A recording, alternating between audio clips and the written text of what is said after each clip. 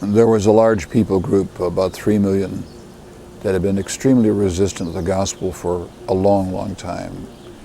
In recent history, there had never been a church in this people group. Shortly after World War II, a British missionary had gone there with his family, worked for nearly 50 years.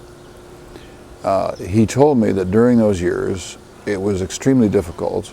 After the first 10 years, there was not one single living convert.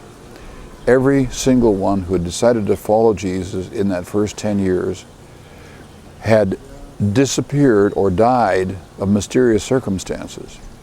Now that's fairly lethal consequences. You think about sharing your faith with people and knowing a year from then they're not going to be alive gives you pause for thought. And when this man died, there were fewer than 100 known believers.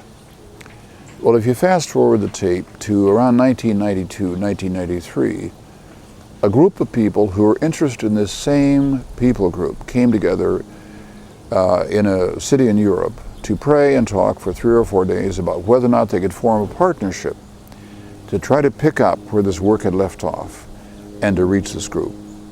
God in His grace allowed these people to work together. It was very difficult, if not impossible, for expatriates or internationals to get into this country. But there were nationals in this meeting, and the international people decided they would support these nationals.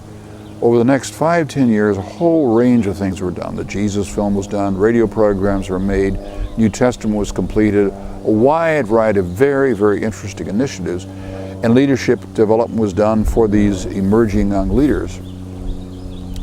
In 10 years, they went from 100 or 200 known believers between 75 and 100,000 believers. Now someday we're going to stand around the throne, and that missionary and his family who sacrificed for 40 or 50 years and saw such little fruit will stand with those who in recent decades have seen this amazing harvest. And Jesus is going to say to both, "Well done, thou good and faithful servant," because he who sows and he who reaps are able to rejoice together. It's nice to know that we may put these partnerships together, but God has always been at work, and we build on the foundation of other people's ministry.